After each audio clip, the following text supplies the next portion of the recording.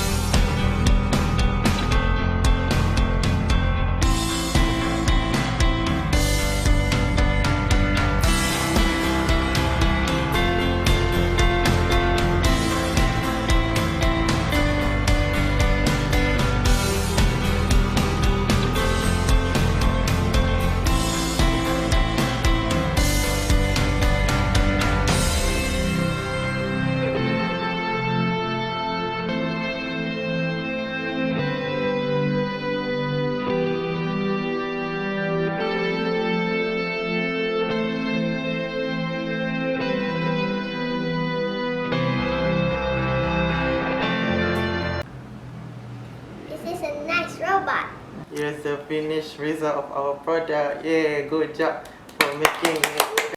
Okay children, teacher hope that you will know how to do the robot by yourself. That's all for today. See you in the next class. Assalamualaikum. Bye children.